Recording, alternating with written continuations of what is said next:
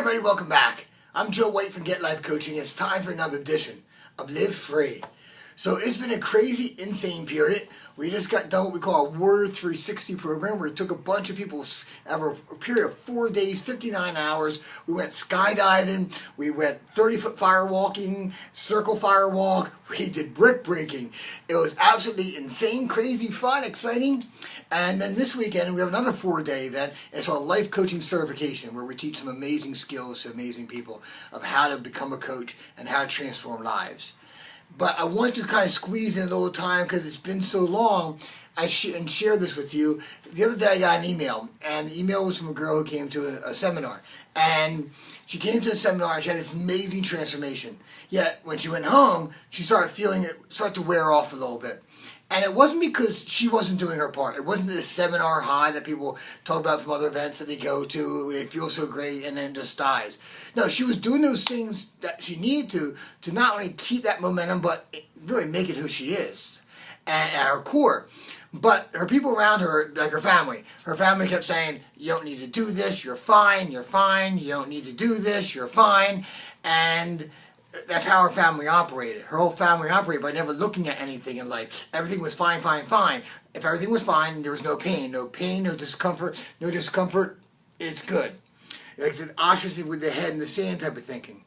But for her, she wasn't fine. She wanted to grow. She knew who she was more than how she was living her life. Her friends were... Her family wasn't malicious. They were just loving and caring and just didn't have a better way of showing it. Her friends were a little bit more malicious. Her friends were saying, you're wasting your money here. You're stupid. You're foolish. Didn't you hear what happened at that firewalk? Why are you doing this? Why are you doing that? And just, trying to bring her down because that's how they felt significant, right? You can be significant by doing something significant, or you can go out in the world and just tear everyone down. And the problem with naysaying is they're always going to be right about something.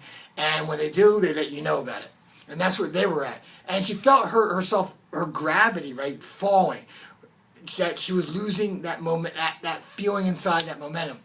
And she asked, what can I do? And I responded back to her. I said, really, the key here is you got to look at the people around you. I learned this when I was in my 12-step meetings 18 years ago, that the people, places, and things, who you spend time with is who you become. Your expectation is going to mirror the expectations of the people around you. I said, look, I remember this. Love your family, choose your friends. Love your family. They're your family. But you got to limit your time with them or put some boundaries up there because you can't allow yourself to be consistently in that toxic environment. She goes, what should I do with my friends? I said, get rid of them. And she goes, well, they're all not bad. Some just kind of jump on the bandwagon. I said, and you got to eliminate those people who are toxic and totally cut them out of your life. And maybe see how the other people respond, because I don't know if they're totally that way or because they're just following the herd or... they're the type of people. I said, here's what I know. You want to spend time with people who are playing life at the highest level, higher than you. And she goes, where do I find them? And I said, we live in a world today where we're so connected. I was listening about the women gymnastics today when I recorded it.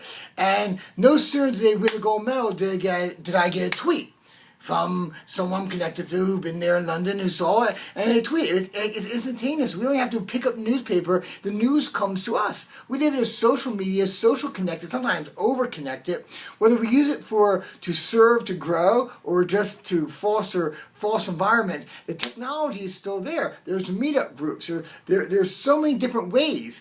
And I said, have you gone and looked for him? And she goes, well, I looked a little bit, which means no. That means you only looked in the areas that you felt comfortable in. So I said, then if you can't find anything, then build it. And she got really puzzled. I said, you got to build it. She goes, what do you mean? I said, well, when I started my company, Get Life Coaching, 14 years ago, one of my primary reasons why I wanted to start this was because I didn't want to have to fly to Hawaii or go to New York City and be part of someone else's group. I wanted it here. Because 14 years ago, 15 years ago, in that time period, look, I was still kind of trying to figure out what my life was about, who I was, about a man, as a coach, as a human being. I figured the best way for me to do this is to have that environment around me all the time. And today, if you look at my life, Most of my friends are people who are involved in Get Life coaching, or involved in personal development, or are firewalkers, or live life to the most highest level. These are my friends. These are my peer group.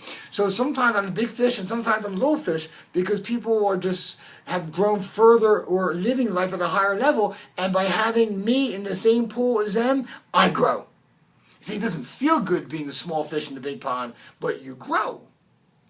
I said, you got to find this. I said, you either got to love your family. First thing you have to do, love your family, but limit that time. And especially have some boundaries. Number two, I said, you got to get rid of those friends. Cut them out. The people who are not even friends. People that are sucking the life and the juice out of you. I go, three, if there's some people that you want to hold on to, you got to put them on probation.